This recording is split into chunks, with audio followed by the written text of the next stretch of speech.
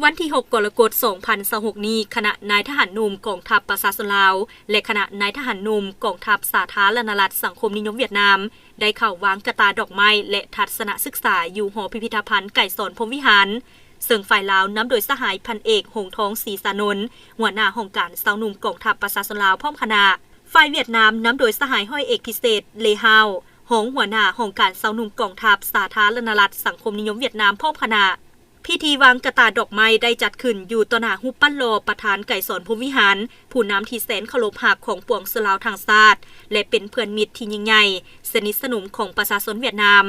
ในบรรยากาศอันสง่าราศีและเต็มไปด้วยความเคารพรักคณะนายทหารหนุ่มทั้งสองฝ่ายได้ร่วมกันแสดงความไว้อาลัยและฮู้บุญคุณอย่างลึกซึ้งต่อคุณงามความดีอันใหญ่หลวงของประธานไก่สอนพรหมวิหารที่ได้อุทิศตนตลอดชีวิตเพื่อภารกิจต่อสู้ปลดปล่อยชาติก็คือการปกปักรักษาและสร้างสรรค์พัฒนาประเทศชาติ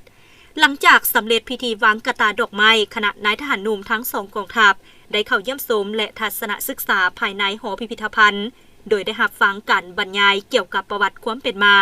ชีวิตและภารกิจการเคลื่อนไหวปฏิวัติอันแสนละเอียดละเอียวที่เต็มไปด้วยผลงานอันสง่าราศีของประธานไก่สอนพรหมวิหารผ่านรูปภาพวัตถุพรรณและเอกสารประวัติศาสตร์ที่สำคัญต่างๆการเยี่ยมชมและทัศนศึกษาในครั้งนี้บ่เพียงแต่เป็นการเรียนรู้ประวัติศาสตร์อันล้ำค่าเท่านั้นแต่ยังเป็นโอกาสอันดีงามให้แก่นายทหารหนุ่มสองชาติลาวเวียดนามที่ได้พบปะแลกเปลี่ยนสร้างความหัดแน่นความสามัคคีหักแพงแบบพิเศษสหายอายน้องพร้อมทั้งเป็นการศึกษาอบรมให้คนหุ่นหลังโดยเฉพาะแม่นกำลังหลักแรงหุ่นหนุ่มในกองทัพให้รับรู้และเข้าใจลึกซึ้งเกี่ยวกับมูลเสื้อความสามัคคีร่วมสู่หบในขุมของอันเดียวกันเพื่อพร้อมกันสืบต่อปกปักรักษาและเสริมขยายสายพัวพันธุ์พิเศษลาวเวียดนามให้เจริญงอกงามยิ่งขึ้นในต่อหน้า